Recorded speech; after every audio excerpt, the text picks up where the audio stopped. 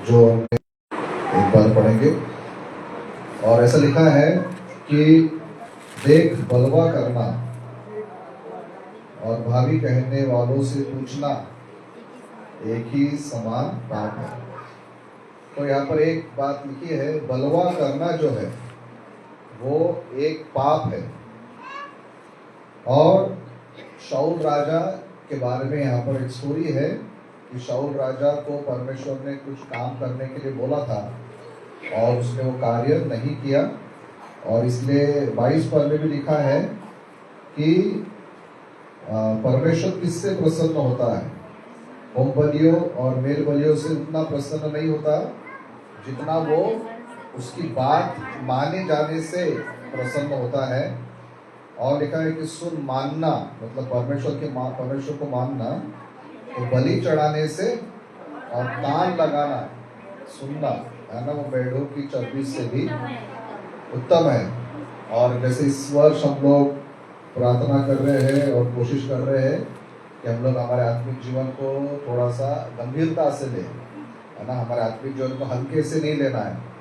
प्रभु के पास अगर जाना है तो अपने को आत्मिक लाइफ में थोड़ा सा ज़्यादा ध्यान देना पड़ेगा, है ना, नहीं तो फिर संसारिक बातें जो है फिर अपने को परमेश्वर से दूर लेके जाती है।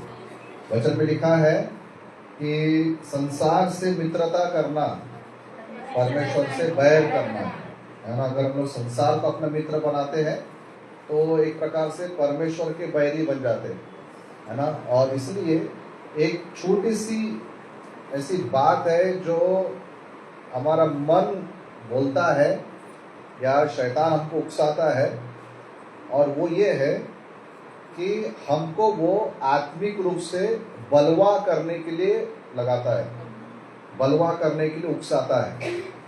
अब बलवा करना मतलब क्या? बलवा का और भी शब्द है, जैसे विद्रोह करना, ठीक है, या बगावत करना।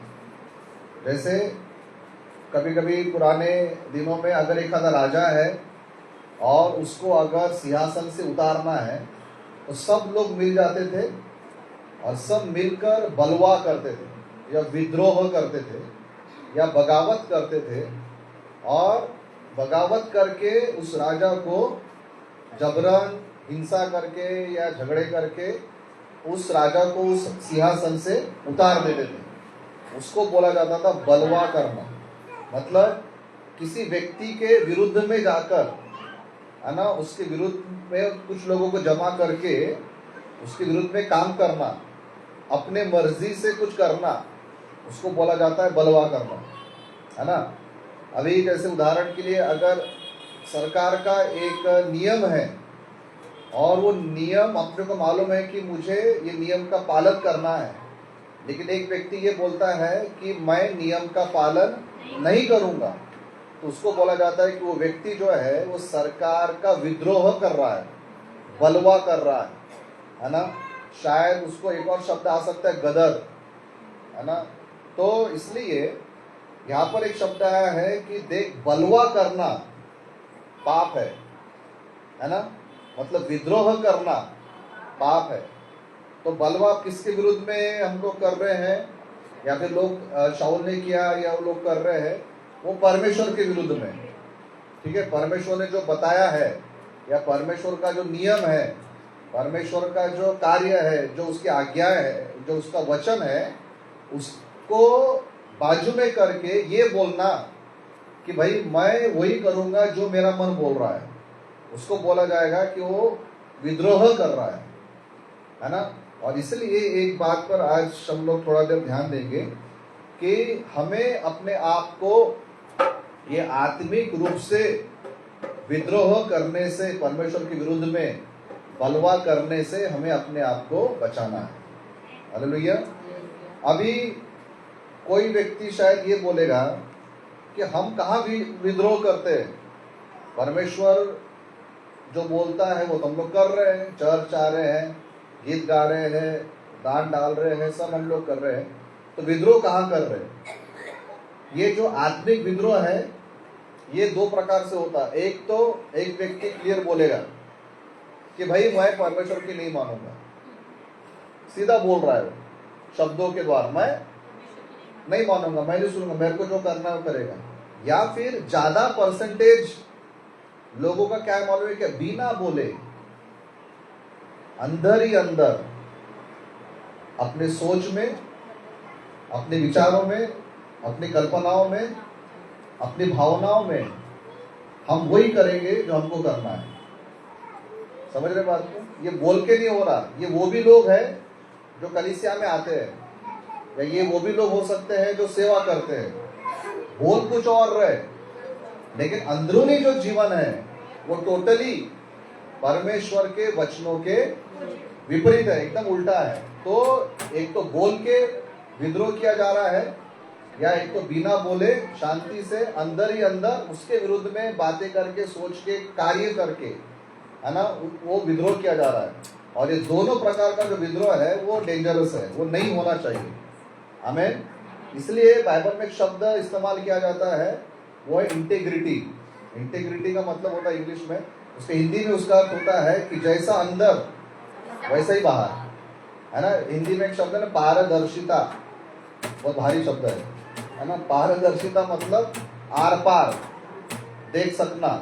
जैसे अगर ठीक है पानी रहता है, और अगर एकदम क्लीन पानी है, तो अगर हम उस पानी में देखें तो अपने को नदी के अंदर के पत्थर भी दिखाई देते हैं, है ना। फिर छोटे मोटे अगर मछलियां भी है वो भी दिखाई देते हैं, अगर हरियाली भी है अंदर थोड़ा सा वो भी दिखाई देती है। मतलब वो पानी क्या है? पारदर्शी है, मतलब हम आर पार देख सक रहे हैं। जो बाहर से दिख रहा है वही अपने को अंदर दिख रहा है। तो हमारा लाइफ भी पारदर्शी मतलब ट्रांसपेरेंट होना चाहिए, जिसका अर्थ ये होता है कि जो बाहर है वही अंदर है ना। और ये तब होगा जब एक इंसान, व्यक्ति, विश्वासी जो वो परमेश्वर के विरुद्ध में बलवा नहीं करेगा। बलवा करने वाला व्यक्ति बाहर से कुछ और दिखता है और अंदर से कुछ और दिखता है। और इसीलिए हम लोग इस साल जब हम लोग सोच रहे हैं कि प्रभु जी मैं थोड़ा आत्मिक जीवन में थोड़ा गंभीर हो जाऊं, तो हम अपने आप को जांचे कि मैं परमेश्वर के विरुद्ध में भले बोल के नहीं, लेकिन मेरे अंदरूनी जीवन में या पीठ पीछे, लोगों के सामने नहीं लेकिन लोगों के पीठ पीछे, परिवार के लोगों के सामने नहीं, परिवार के पीठ पीछे, है ना, दोस्त, परिवार, कलीसिया, इनके सामने मैं सब अच्छा हूं, सब बढ़िया है। कोई भी मेरे को अगर देखकर बोलेगा तो ये बोलेगा कि भाई अच्छा व्यक्ति है, लेकिन पीठ पीछे क्या, वो जो भाग है वो भाग दिखाएगा कि हम बलवा कर रहे हैं कि परमेश्वर के प्रति हम लोग ईमानदार हैं। हमें, है ना। जैसे एक वचन अगर हम लोग पढ़ते हैं फिलिपियों की पत्री इसका 2 अध्याय, तो पौलुस वहां पर फिलिपियों की पत्री में जो लोग हैं उनको एक चीज करने के लिए बोलते हैं। फिलिपियों की पत्री और उसका 2 अध्याय, और यहाँ पर ऐसा लिखा है 12 पद में, फिलिपियों 2:12 में, इसलिए हे मेरे भाइयों, जिस प्रकार तुम सदा से आज्ञा मानते आए हो, वैसे अब भी न केवल मेरे साथ रहते हुए, पर विशेष करके अब मेरे दूर रहने पर भी डरते और कांपते हुए अपने अपने उद्धार का कार्य पूरा करते जाओ। वो क्या बोल रहा है कि जैसे मैं जब तुम्हारे साथ था तब तुम डरते और कांपते हुए रहते थे, वैसे ही जब मैं तुम्हारे साथ नहीं हूं, तुमसे मैं दूर हूं, तभी भी तुम वैसे ही अपने उद्धार का कार्य पूरा करते जाओ। हमें, और इसलिए हम लोग एक बात देखेंगे आज के दिन कि हमको आत्मिक बलवा, आत्मिक विद्रोह जो हम लोग परमेश्वर के विरुद्ध में करते हैं गुप्त रूप से, उससे अपने को बचने की बहुत जरूरी है। हमें, है ना। तो आत्मिक बलवा का अर्थ ये होता है, पहली बात कि जानबूझकर परमेश्वर का वचन जो हमको मालूम है उसके विरुद्ध में काम करना। हमको जो वचन मालूम है, जो वचन अपने को समझ में आया है, तो जानबूझकर, मेरे को मालूम है कि इस वचन में यहाँ पर क्या लिखा है, मुझे मालूम है कि परमेश्वर इस वचन के द्वारा मुझसे क्या बात करता है, लेकिन फिर भी मैं वो गलत काम कर ही रहा हूं, उसका अर्थ ये होता है कि मैं परमेश्वर के विरुद्ध में बलवा कर रहा हूं। हालेलुया, है ना। देखिए, बलवा उसको नहीं बोला जाएगा कि जो हमको नहीं मालूम, और हमने कर दिए, तो ये बोलेगा कि चलो भैया अपने को तो मालूम ही नहीं था, तो हमने किए, तो हमको मालूम ही नहीं कि सच क्या है गलत क्या है ना, अच्छा क्या है बुरा क्या है, इसका फर्क हमको नहीं मालूम था। लेकिन मालूम होने के बाद उसको हम लोग बोलेंगे अपने शब्दों में कि डंके की चोट पर हम वही करेंगे जो हमको करना है ना, उसको बोला जाएगा कि वो बलवा कर रहा है। और हमने अपने आप को जांचना है प्रियो इन दिनों में कि अगर हम लोग वचन जानते हैं, बाइबल जानते हैं, हमको कलीसिया के नियम मालूम है, आत्मिक नियम मालूम है, हमको बार बार बताने की आवश्यकता नहीं है, क्योंकि ये बातें ऑलरेडी हमको पता है। और वो पता होने के बाद भी अगर हम लोग कर रहे हैं, तो इसका सीधा सा मतलब होता है कि हम परमेश्वर के विरुद्ध में विद्रोह कर रहे हैं। और बाइबल बताती है विद्रोह करना पाप है। जैसे शाऊल राजा को मालूम था, अगर हम उस स्टोरी को पढ़ते हैं तो वहां पर शाऊल राजा ने वो काम किया जो उसके अधिकार में नहीं था। शाऊल राजा एक राजा था और बलि चढ़ाने का काम उसका नहीं था, ठीक है। और वो शमूएल भविष्यद्वक्ता की राह देखता है कि शमूएल भविष्यद्वक्ता आएगा और बलि चढ़ाएगा।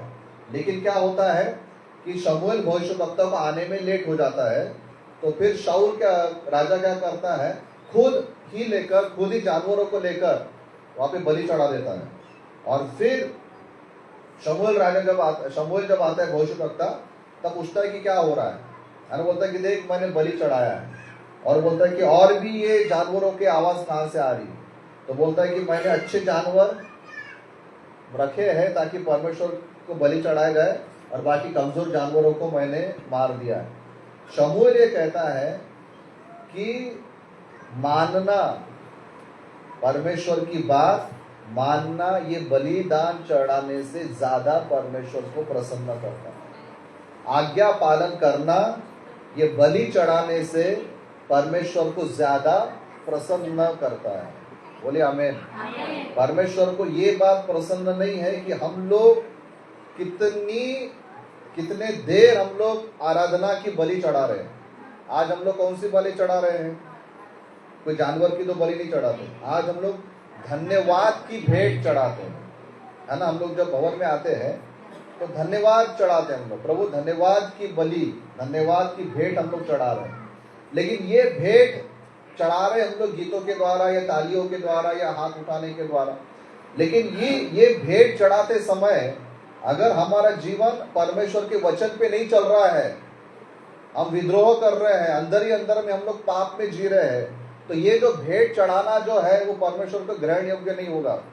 हम अपने आप को धोखा दे रहे हैं, हम अपने आप को बेवकूफ बना रहे हैं कि हम लोग स्तुति तो कर रहे हैं, गीत तो गा रहे हैं, प्रार्थनाएं भी कर रहे हैं, तालियां भी बजा रहे हैं, बहुत आंसू बहाकर शायद हम लोग परमेश्वर के सामने गीतों को गा रहे हैं। लेकिन अंदर में अगर पीठ पीछे अगर हमारे जीवन में विद्रोह है परमेश्वर के वचन के बारे में, जो वचन हमको मालूम है फिर भी गलत किए जा रहे हैं, तो यहाँ पर की गई सारी आराधना शायद वेस्ट हो जाएगी। ये थोड़ा सा कठिन है ना। यहाँ पर आकर गीत गाना, मैं भी हाथ में लेकर गीत गाना, ये आसान है। लेकिन वो आराधना, वो भेंट चढ़ाना, वो धन्यवाद की बलि चढ़ाना परमेश्वर को तब प्रसन्न होगा, ग्रहण योग्य होगा, जब हम लोग आपके पीठ पीछे मेरा जीवन सही है या हमारे पीठ पीछे आपका जीवन सही है, हमें, है ना। परिवार के लोगों के सामने शायद हम अच्छे हैं, लेकिन परिवार के लोगों के पीठ पीछे अगर हम गलत है और यहाँ पर आकर हम लोग बहुत स्तुति आराधना कर रहे हैं, तो मुझे संदेह है कि परमेश्वर कितनी हमारी आराधना को स्वीकार करते हैं। हमें इसीलिए हम लोग अपना जीवन ऐसा बनाए कि प्रभु जी चाहे मैं तेरे साथ में रहूं या मैं लोगों के पीठ पीछे रहूं, लेकिन मेरा जो भक्ति है, जो आराधना है, वो एक जैसी रहने पाए। क्योंकि परमेश्वर को ऐसे आराधक चाहिए जो उसकी आराधना, आत्मा की तो बात चलो ठीक है, सच्चाई किधर है,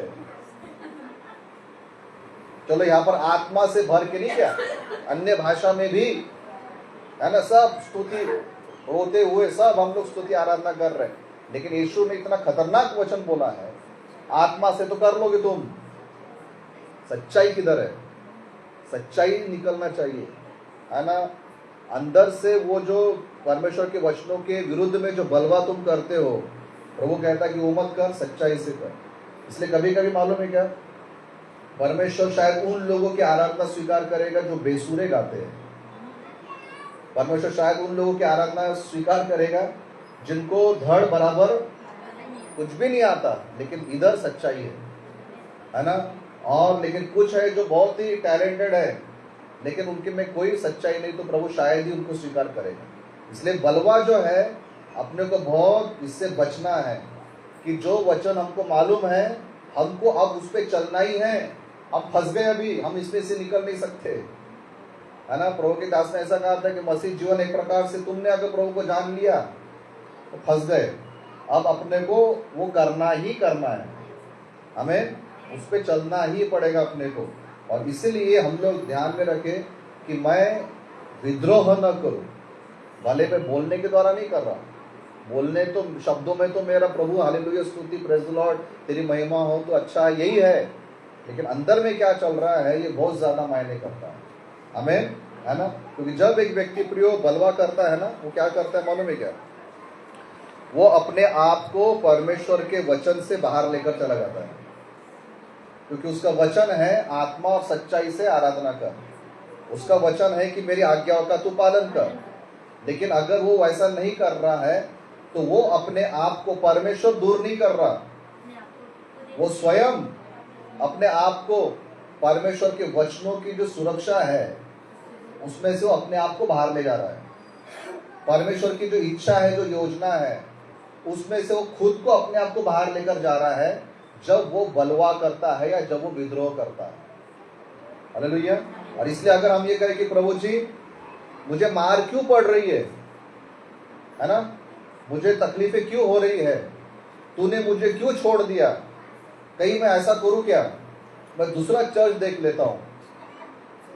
आजकल यही बीमारी है ना, मैं दूसरा चर्च देख लेता हूं, दूसरा पास्टर देख लेता हूं, कहीं चला जाता हूं महीना 2 महीना रहने के लिए और आशीष लेकर आता हूं।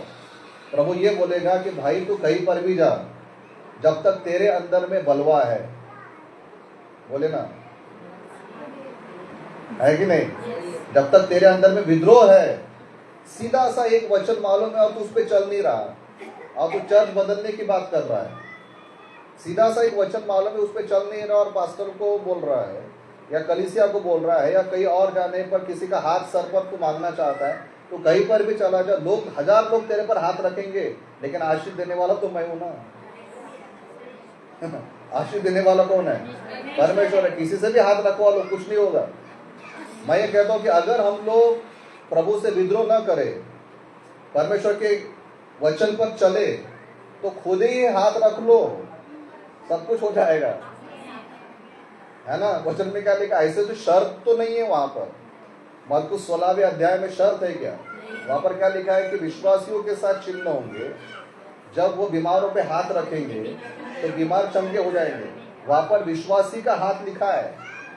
अगर मैं विश्वासी हूं और मेरे पास हाथ है, और अगर मैं विश्वास से हाथ रख लूं तो चंगा हो जाऊंगा, क्योंकि शर्त कोई नहीं है कि दूसरे के हाथ होना, ऐसा लिखा है क्या वहां पे, दूसरे के हाथ की कोई शर्त नहीं है, विश्वासियों का हाथ होना बस। Praise the Lord. कहने का मतलब यह है कि दूसरा चर्च ढूंढने के बजाय, दूसरे दास ढूंढने के बजाय, गांव भर पेट्रोल खर्चा करके, टिकट खर्चा करके इधर उधर भागने के बजाय हम लोग क्या करें, प्रभु जी तेरे जो भी वचन मुझे मालूम है उस वचन पर मैं चलता रहूं। हालेलुया। और जब हम वचन पे चलेंगे, इसका मतलब ये होगा कि हम लोग विद्रोह नहीं करेंगे, और जहाँ पर विद्रोह नहीं रहेगा वहां पर आशीष आना ही आना है, हमें। और इसलिए जो भी ज्ञात आपको वचन है, हमको उन वचनों पे चलना है, हमें। दूसरा एक विद्रोह होता है बाइबल में बताया गया है। अगर हम लोग गिनती की किताब इसका 12वां अध्याय पढ़ते हैं तो वहां पर मूसा जो उनका लीडर था, है ना, इजराइली लोगों का, है ना, वहां पर उसके विरुद्ध में ये लोग क्या करते हैं, बलवा करते हैं, है ना। अगर हम लोग आप इसको पढ़ना 1 से 12वां अध्याय, गिनती की किताब इसका 12वां अध्याय।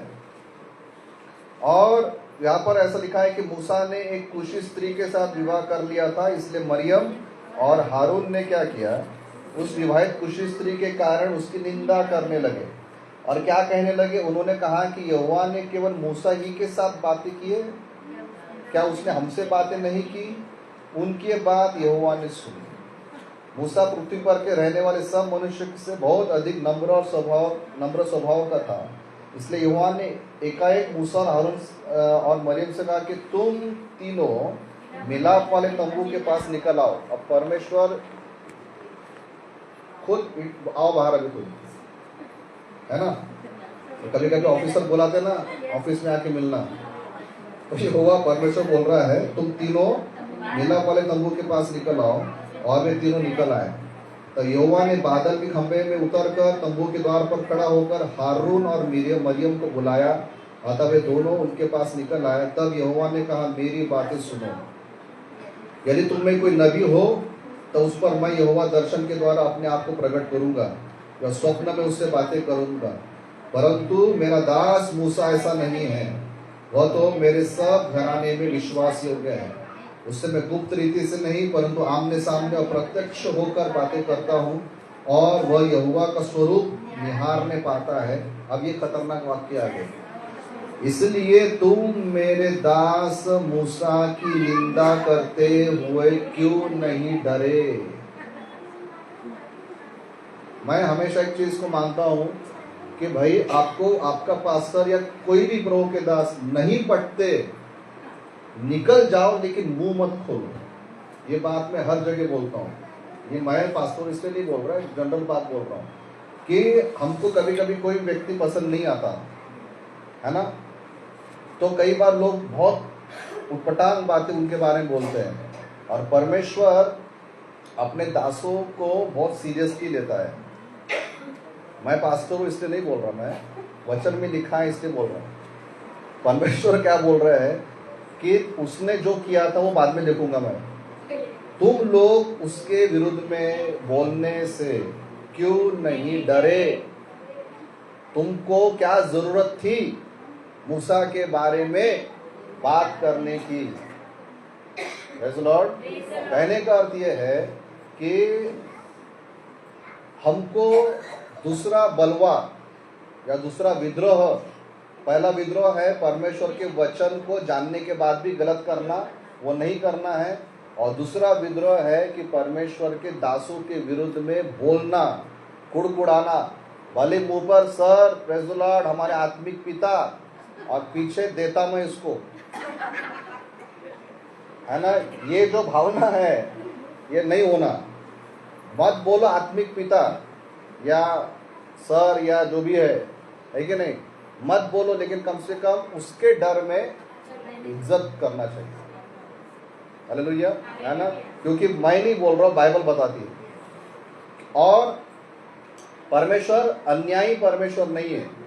देखिए, मूसा के विरुद्ध में मरियम और हारून ने बोला, मरियम को उसका परिणाम भुगतना पड़ा। क्या हो गया उसके साथ? उसको पूरा सफेद पूरी कोड़ हो गई, और प्रार्थना करने के लिए किसके पास गई? मूसा के पास ही गई, जिसके विरुद्ध में उसने बात करी, उसी के पास गई कि मूसा मेरे लिए प्रार्थना कर, और मूसा ने उसके लिए प्रार्थना किया और वो फिर से चंगी हो गई। आमीन। कहने का अर्थ यह है कि हम लोग इस वर्ष में हमारे शब्दों को संभाले, एक दूसरे के विरुद्ध में भी हम लोग कोई नकारात्मक श्राप, कोसना, चुगली, चपाटिया बंद करें, है ना? मैं ये नहीं बोल रहा कि आप लोग करते हैं, लेकिन अगर आप करते होंगे, मुंह बंद। वचन में क्या लिखा? ऐसा बोलो कि जिसके द्वारा लोगों को आशीष मिले, अनुग्रह सहित बोलो। इधर की बातें उधर करने से कोई भी फायदा नहीं होगा। इसलिए एक तो दासों का आदर करना चाहिए। दूसरी बात, जब मूसा ने गलती किया ना, तो परमेश्वर ने मूसा को भी नहीं छोड़ा। मूसा ने गलती किया था, उसने आज्ञा नहीं मानी, और इसलिए जिस कनान देश में जिसमें वो लोगों को लेकर गया, लोग तो गए लेकिन वो खुद नहीं जा पाया। मतलब न्याय मरियम पर भी आया क्योंकि उसने उसके विरोध में बोली थी, लेकिन मूसा ने जब एज अ लीडर जब उसने गलती करी, तो परमेश्वर ने मूसा को भी नहीं छोड़ा। तो न्याय करना का काम हमारा नहीं है, न्याय करने का काम परमेश्वर का है। हमारे मुख से यही निकलना चाहिए, प्रभु देख लेगा, मैं कुछ नहीं बोलूंगा।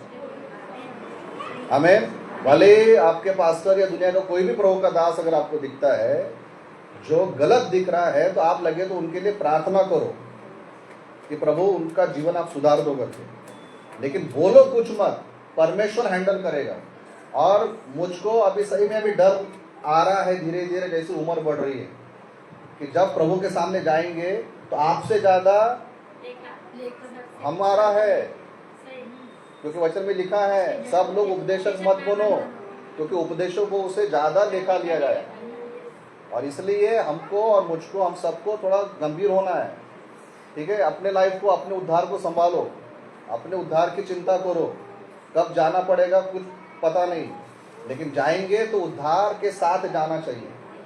Praise the Lord. और इसीलिए अगर हम कभी कभी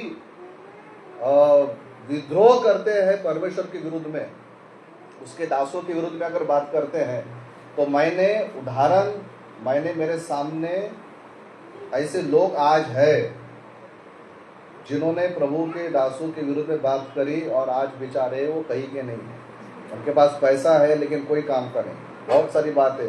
तो इसका मतलब ये है कि हमें परमेश्वर के दासों के विरुद्ध में भी अपने को विद्रोह नहीं करना है, ठीक है। ये जो विद्रोह करने का अर्थ जो है, इसका अर्थ क्या होता है मालूम है क्या?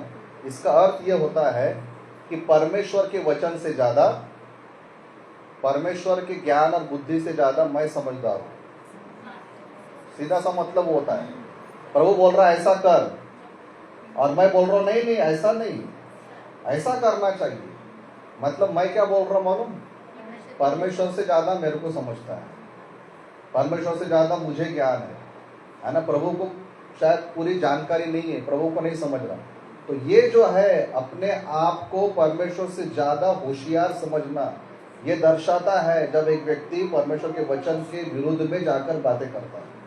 और ये बहुत डेंजरस बात है। हमें परमेश्वर ने जो बोला है, जैसा बोला है, भले हमको समझे न समझे, लेकिन अगर करने की बात है तो अपने को वैसा ही करना पड़ेगा। परमेश्वर को समझाने की जरूरत नहीं है, वो हमको समझाएगा कि हम उसको समझाएंगे, है ना। मूसा की वही गलती हुई थी ना, परमेश्वर पत्थर पे लाठी मारना चाहिए, तू क्यों बोल रहा है कि पत्थर से बातें कर? जब मूसा ने वो किया, परमेश्वर ने क्या बोला था दूसरी बार?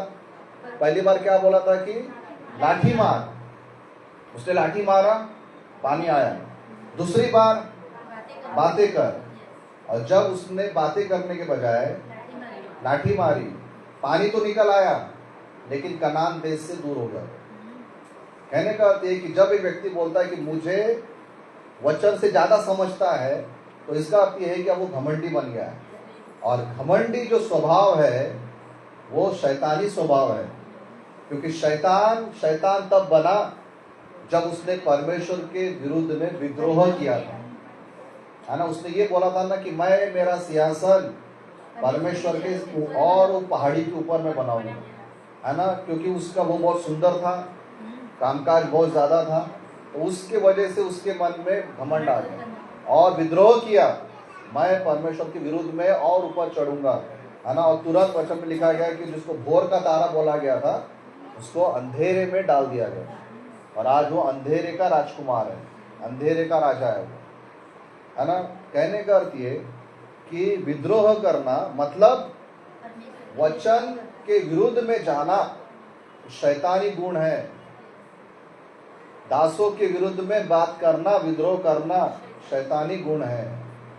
और अगर हम परमेश्वर में बने रहना चाहते हैं और उसके आशीष पाना चाहते हैं, तो शैतानी गुणों को भर से नहीं मिलेगा, शैतानी गुणों से भर के नहीं होगा। हमको आत्मा में चलना पड़ेगा, हालेलुया, है ना। आत्मा में चलेंगे तो सारे कामों को हम लोग देखेंगे। और इसलिए हम लोग इस साल ये प्रयत्न करें, प्रभु सामने रहे या पीछे रहे, मुझे ऐसा जीवन दे कि मैं भले ही बोल के नहीं कर रहा हूं, लेकिन बिना बोले भी मैं विद्रोह ना करूं। क्योंकि बलवा करना एक पाप है, प्रभु ने क्या कहा शमूएल को कि देख बलवा करना किस प्रकार का पाप है, वैसा हम लोग भावी कहने वाले को पूछते हैं, मतलब नहीं कि ज्योतिषों को, है ना, उनको जिस प्रकार से पूछना पाप है उसी लेवल का पाप है परमेश्वर के विरुद्ध में जाके विद्रोह करना। आमीन। इसलिए अगर हम लोग आज किसी मुश्किल में हैं, किसी गड़बड़ी में हैं, तो हम लोग प्रभु से कहें कि प्रभु अगर मैं तेरे विरुद्ध में गया हूँ तो मैं वापस आना चाहता हूँ, और परमेश्वर हमें पश्चाताप का मौका देता है। हालेलुया, है ना। और जैसा वो कहता है कि वो धीरज धरता है, किसी का भी नाश न हो और उन्हें मन फिराव का वो अवसर देता है। इसलिए हम लोग एक कोशिश करें इस साल कि प्रभु जी मैं विद्रोह नहीं करूँगा, मैं सीधा सीधा तेरे वचन के अनुसार चलूँगा, हमें तेरे दासों का आदर करूँगा, और मैं अपने आप को तेरी उस इच्छा और वचन में बना के रखूँगा।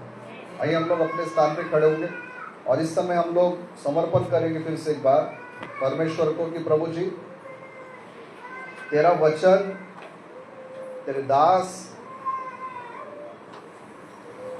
तूने नियुक्त किए गए लोग, और तेरा वचन जो कभी नहीं टलता, उसका मैं आदर करूंगा। शाऊल राजा को मालूम था कि बलि चढ़ाने का काम उसका नहीं है, फिर भी उसने अपने मर्जी से वो किया। मरियम और हारून ने मूसा के विरुद्ध में बात किया। प्रियो, आज हम कहाँ खड़े हैं, आज हमें अपने आप को देखना है। वो बलिदान की भेंट, वो धन्यवाद की भेंट, वो आराधना प्रभु कैसे स्वीकार करेगा जब हम उसके वचनों के विरुद्ध में जाते हैं। वो प्रार्थनाएं कैसे स्वीकार होंगी प्रियो, जो प्रार्थनाओं के पीछे किसी के प्रति विद्रोह है, कपट है, घमंड है। इसलिए शायद हमारी प्रार्थनाएं अनसुनी हो रही है और हम सोच रहे हैं कि प्रभु मेरी प्रार्थना क्यों नहीं सुनता। प्रियो, आइए अपना समर्पण प्रभु को करें। प्रभु से कहें कि पिता आज के बाद से इस वर्ष में और आगे के दिनों में भी मैं किसी भी प्रकार से तेरा विद्रोह नहीं करूँ। पिता परमेश्वर, आज हम आपके वचनों का आदर करते हुए आपके पवित्र भवन में आते प्रभु। पिता, जो स्थान आपने नियुक्त किया, जहाँ पर आपने कहा कि मैं यहाँ पर की गई प्रार्थनाओं को सुनूंगा, प्रभु जी हम इस स्थान पर अगर विद्रोह की बातें करते हैं, पिताजी आप हमें क्षमा करेंगे। आपने जो हमें घर हमें दिया, उस घर में अगर हम लोग आपके विद्रोह हम कर रहे हैं, पिताजी हमारे घर को आप शुद्ध करें। पिताजी अगर इस शरीर में जो पवित्र आत्मा का मंदिर है, इस शरीर में अगर पाप पाया जाता है, आज हम प्रार्थना करते उसके लिए आप हमें क्षमा करें और हम इस शरीर का आदर करें, क्योंकि यहाँ पर पवित्र आत्मा वास करता है। प्रभु जी हम दासों का आदर करें प्रभु, दास दासियों का हम आदर करें। पिता जो भी सेवकाई में है प्रभु, आपका वचन कहता है कि जो पिता वचनों की सेवकाई करते हैं वो दुगने आदर के योग्य है। इस वचन पर हम चलने वाले बने प्रभु। आज हम प्रार्थना करते परमेश्वर आप हमारी सहायता करें, ताकि शाऊल की तरह हम अपने आप को उस पाप में न फंसाए, लेकिन हम अपने आप को उस पाप से बचाए रखें और आपके अनुग्रह से भरकर आपके कवरिंग में रहकर प्रभु हम पिता परमेश्वर इस नम्र और दीन जीवन को हम लोग चला सके। हम धन्यवाद करते पिता परमेश्वर, सारी महिमा सारा आदर हम आपको देते हैं और उद्धार करता यीशु मसीह के नाम से मांगते हैं, आमीन। हमारे पिता आप जो स्वर्ग में हैं, आपका नाम पवित्र माना जाए, आपका राज्य आए, आपकी इच्छा जैसे स्वर्ग में पूरी होती है वैसे पृथ्वी पर भी हमारे दिन भर की रोटी आज हमें दे। इस प्रकार हमने अपने अपराधियों को क्षमा किया, वैसे ही आप हमारे अपराधों को क्षमा करें और हमें परीक्षा में न लाना, परंतु बुराई से बचाएं। राज्य पराक्रम और महिमा सदैव आमीन। हमारे प्रभु यीशु मसीह का अनुग्रह, परमेश्वर पिता का प्रेम और पवित्र आत्मा की संगति, उसका सामर्थ्य, उसका अभिषेक हम सबों के साथ, हमारे परिवार के साथ, कलीसिया के साथ सदा सदा तक होता रहे, आमीन। Praise the Lord. प्रभु आप सबको आशीष दे।